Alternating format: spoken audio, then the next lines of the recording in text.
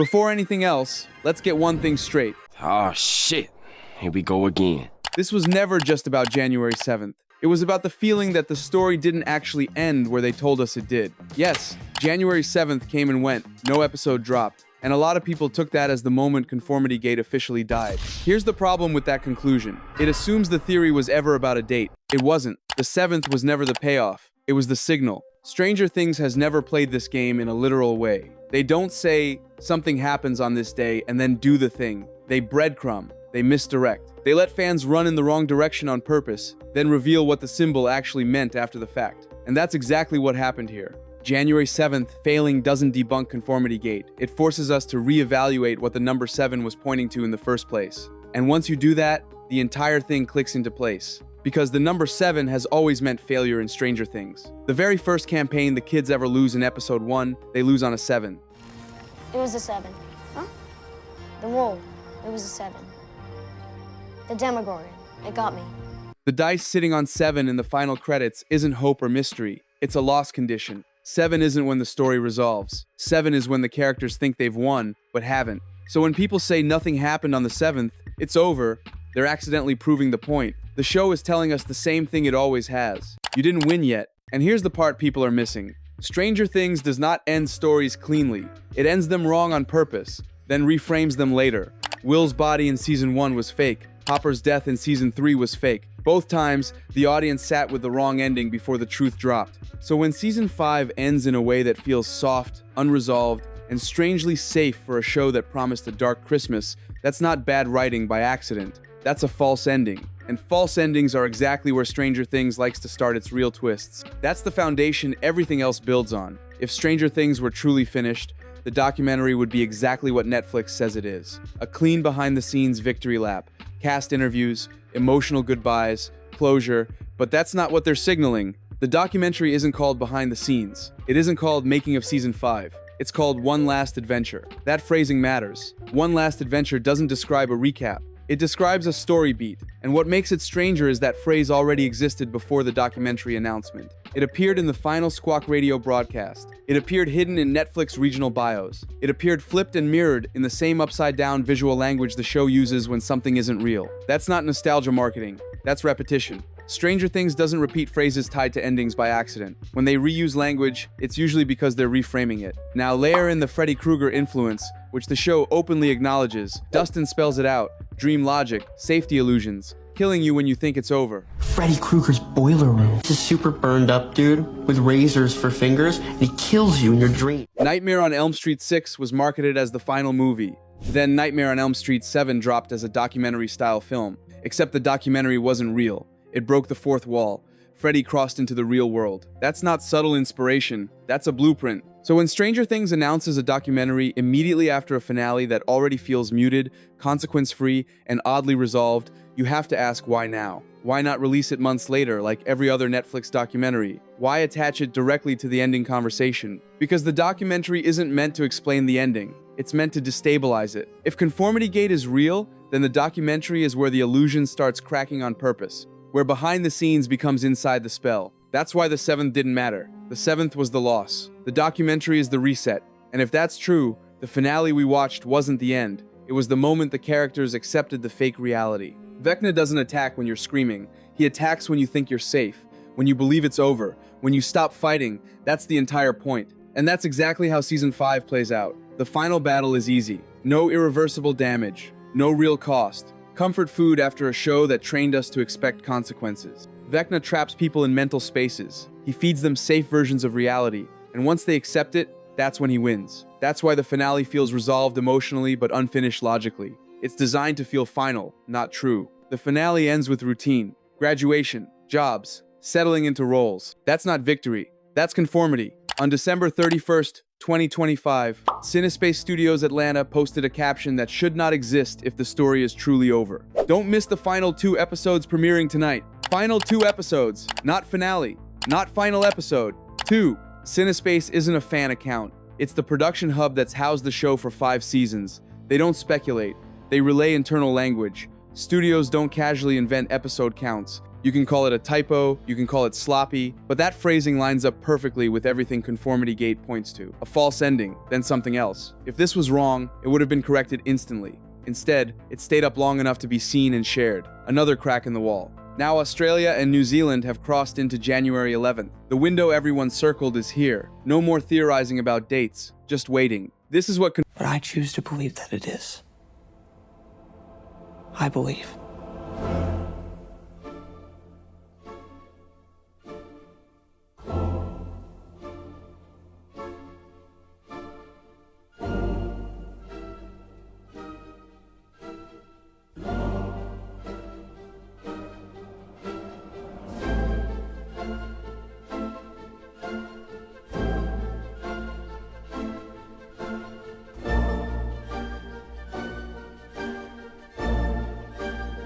Sorry for lying to you for like a ludicrously extended period of time.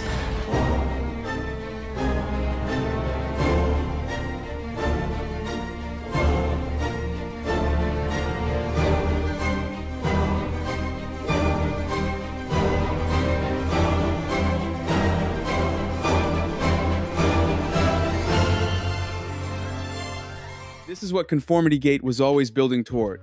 Not a loud reveal, silence, tension, eyes on the same accounts. Even if nothing drops immediately, that doesn't invalidate what's happened. At this point, the fun is in the pause. Thousands of people choosing curiosity over cynicism. That's why Conformity Gate worked. And now we do the only thing left. We wait, we watch, and we let whatever's coming, come. Because coincidences don't stack like this. They never have. I believe. And I don't believe in coincidences. If there's one character this entire theory keeps circling back to, it's Mike. And that's not random. Mike isn't just the narrator at the end. He's the storyteller, the dungeon master, the one person whose role across the series has been about shaping meaning, explaining chaos, and turning fear into something understandable. So when the finale ends with Mike literally telling a story, that matters. What's strange is how different he feels in that epilogue. He's calm, too calm. He's not questioning anything. He's not pushing back. He accepts the ending as if it's already settled. Even though everything we've seen before tells us Mike never stops asking questions when something feels wrong. Then there are the visual parallels. The posture, the hair, the framing. The way he's positioned mirrors Henry Creel more than it mirrors early season Mike. That's not subtle, that's intentional. If Vecna needed one mind to anchor an illusion, Mike makes terrifying sense. He's emotionally vulnerable. He's deeply tied to Eleven. And most importantly, he's the one who can convince everyone else that the story makes sense. That would explain why some characters feel off, but no one reacts to it. Why inconsistencies exist, but are brushed aside. If Mike believes this is how things end, the rest of the group follows his lead, just like they always have. This also reframes the conformity idea. It's not about everyone being mind-controlled in some obvious way. It's about acceptance, about choosing the version of reality that hurts the least. Mike doesn't want to fight anymore. He doesn't want to lose anyone else. So if Vecna offers him a world where the story feels finished, where the pain is wrapped up neatly, why wouldn't he take it? And that's the scary part, because if Mike is the anchor, then breaking the illusion doesn't start with fighting Vecna again. It starts with Mike waking up. The Stranger Things finale doesn't just feel emotionally off. It breaks the internal logic the show has spent 5 seasons carefully building. This show is obsessive about rules. The Upside Down has rules. Vecna's powers have rules. Memories, trauma, time, gates, all of it follows patterns. And then suddenly, in the finale, those rules stop mattering. Characters stop reacting the way they always have. The hive mind barely responds. Vecna's presence feels distant instead of suffocating. Will, who has been a walking antenna for danger since season 1, barely registers anything after the fight. That alone should set off alarms. In earlier seasons, Will could sense Vecna from miles away. His neck would burn, his body would lock up, his voice would change. But here, after supposedly defeating Vecna once and for all, Will just moves on. That's not growth, that's inconsistency. Same with Mike.